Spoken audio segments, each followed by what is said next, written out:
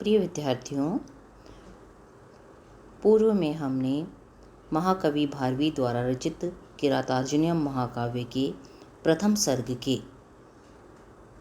20 पद्यों का अध्ययन किया था। आज हम 21वें पद्य से अपना व्याख्यान प्रारंभ करते हैं। 21वां पद्य देखिए। न तेन सज्जं क्वचित् उद्यतं धनुः कृतं न वा कोपविजिह्मम् आननं गुणानुरागेण शिरोभिः ऊह्यते नराधिपैः माल्यम एव अस्य शासनम्। अन्वयानुसार शब्दार्थ देखिए, इसका व्याख्या करेंगे उसके अनुसार ही।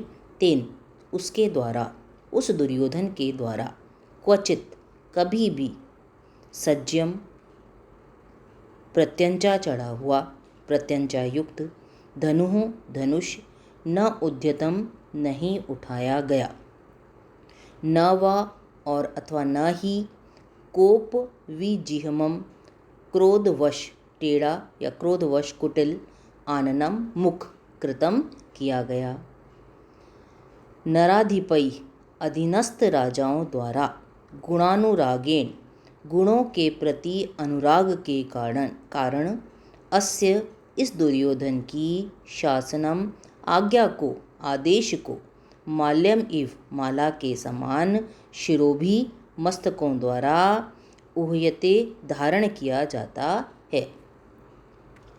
उस दुर्योधन के द्वारा कभी भी प्रत्यंचा चढ़ा हुआ धनुष नहीं उठाया गया अथवा न ही क्रोधवश टेढ़ा मुख किया गया।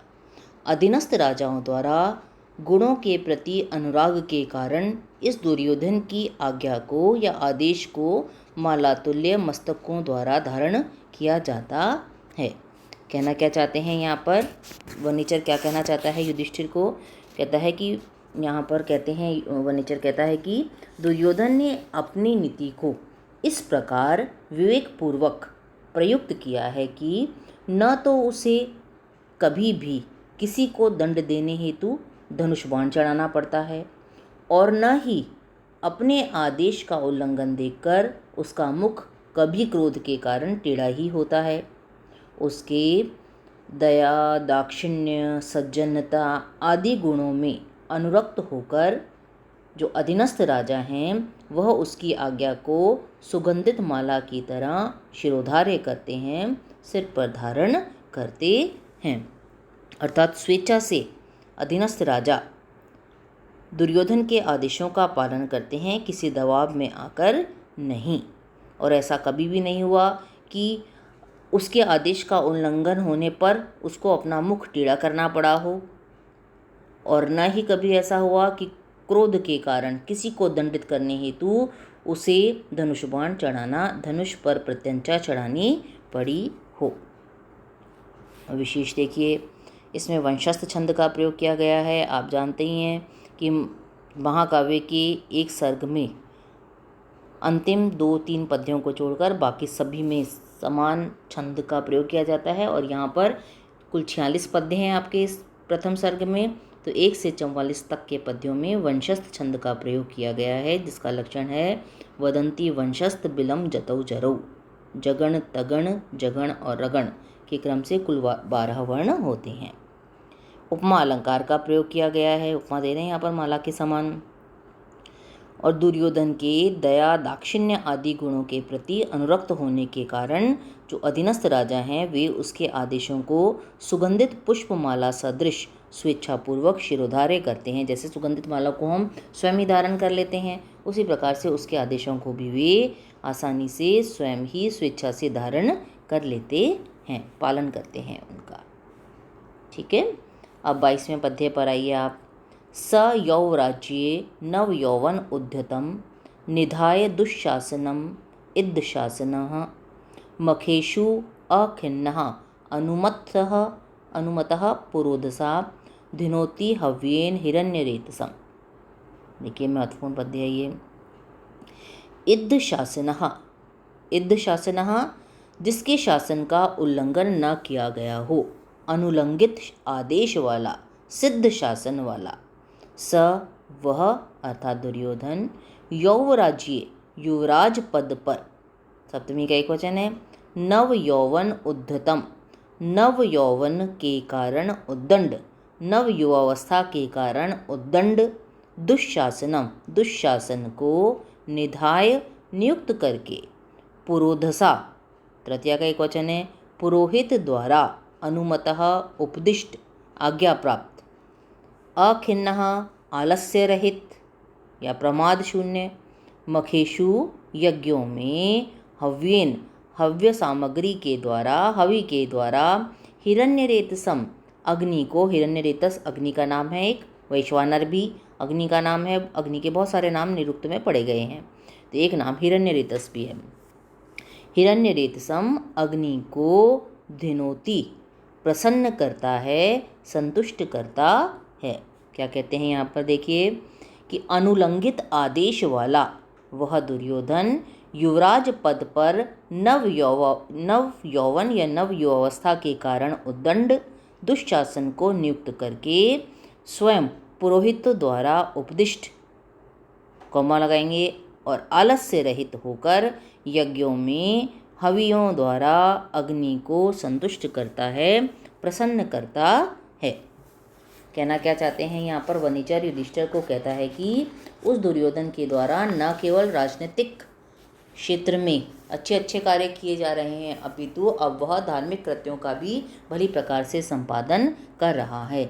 यह लौकिक कार्यों को संपादित करने के उपरांत पारलौकिक कार्यों का भी भली प्रकार से संपादन उस दुर्योधन के द्वारा किया जा रहा है ना, जिसकी आज्ञा का कभी उल्लंघन नहीं होता।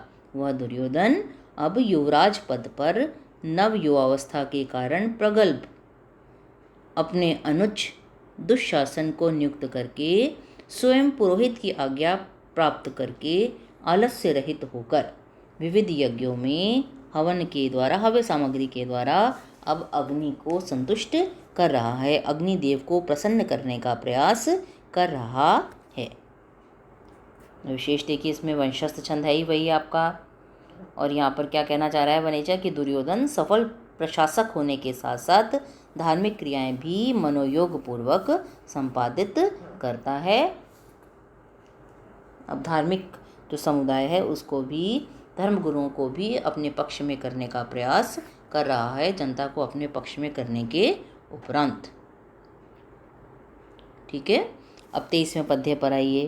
प्रलीन भूपालम अपि स्थिरायति प्रशासत आवारिधि मंडलम भुवः स चिंतयति एव बियः त्वदेष्यति अहो दूरंता बलवत विरोधिता। अहो दूरंता बलवत विरोधिता, यह आपकी सूक्ति में भी आता है, सूक्ति है एक। क्या कहते हैं यहाँ देखिए अन्वयानुसार शब्दार्थ और व्याख्या उसकी। प्रलीन भूपालम, प्रलीन लुप्त हो गए हैं, भूपालम शत्रु जिसके, तो शत्रु रहित, स्थिरायति चिर स्थायी, आवारिधि समुद्र पर्यंत, भुवः मंडलम भूमंडल को, पृथ्वी मंडल को, प्रशासत अपि प्रशासित करते हुए भी, उस पर शासन करते हुए भी, स वह दुर्योधन, त्वदेष्यति त्वत् एष्यति ही आपसे प्राप्त होने वाली, आपकी ओर से आने वाली, भीयः भय को स्मरण करके, भय के बारे में सोचकर, चिंतयति एव चिंतित रहता ही है। अहो हाय बलवत विरोधिता, बलवान के साथ विरोध करना, दुह अंता बुरे अंत वाला होता है, दुखदाई होता है। वनिचर युधिष्ठिर को संबोधित करते हुए कहते हैं कि आप दुर्योधन की उत्तम कार्य प्रणाली आदि को देखकर निरुत्साहित मत होइए। वह मन में अच्छी तरह जानता है कि आप उससे अधिक पराक्रमी हैं, बलवान हैं, और इस बारे में सोचकर वह अच्छी तरह से शासन व्यवस्था चल रही है उसकी, समुद्र पर्यंत बहुत अच्छी तरह से शासन चला रहा है, लेकिन फिर भी जब कभी वह आपके बारे में स्मरण करता है कि आप वनवास अवधि समाप्त होने के पश्चात आकर राज्य पुनः मांगेंगे, तो वह आपका सामना करने में कमज़ोर अवश्य पड़ेगा, क्योंकि आप अधिक बलवान हैं। तो यह सोचकर वह चिंतित रहता है। प्रलीन, वापस देख लीजिए एक बार। शत्रु रहित, चिर स्थायी, समुद्र पर्यंत, ये राज्य के विशेषण आप कह रहे हैं। शत्रु रहित, चिर स्थायी, समुद्र पर्यंत भूमंडल को, प्रशासित करते हुए भी वह दुर्योधन आपसे प्राप्त होने वाले भय को सोचकर चिंतित रहता ही है। हाय, बलवान के साथ विरोध करना दुखदाई होता है, बुरे अंत वाला होता है ना। वह दुर्योधन शत्रु रहित, ऐसा कैसा राज्य है उसका? शत्रु रहित है, जिसमें कोई शत्रु नहीं बचा है उसका, यानी शत्रु से कोई भय नहीं है उसे। चिरस्थायी, लंबे समय तक रहने वाला है। समुद्र पर्यंत और दूर दूर समुद्र तक फैला हुआ है। ऐसे भूभाग पर शासन करते हुए भी वह दुर्योधन आपकी ओर से आने वाली विपत्तियों के बारे में सोचकर चिंतित हो उठता है। अरे यह हाय, बलवान से विरोध करना बड़ा दुखदाई होता है। विशेष में देख लीजिए, यहाँ पर वंशस्थ छंद है ये आपका, अर्थांतर न्यास अलंकार का प्रयोग किया गया है यहाँ। और क्या कहता है वनेचर कि दुर्योधन की सफलता से आपको निरुत्साहित नहीं होना चाहिए। वह आपके पराक्रम को जानता है, अतः जब भी उसे वनवास समाप्ति का स्मरण होता है वह आपके आगमन और राज्य लौटाने, अन्यथा युद्ध के भय से चिंतित हो उठता है। तो युधिष्ठिर को थोड़ा प्रेरित भी कर रहे हैं कि आप अब जल्दी से दुर्योधन का प्रतिकार करने के लिए तैयार हो जाइए। कल हम इसी क्रम में आगे बढ़ेंगे। आज इतना ही, इसको अच्छी तरह से स्मरण करिएगा आप।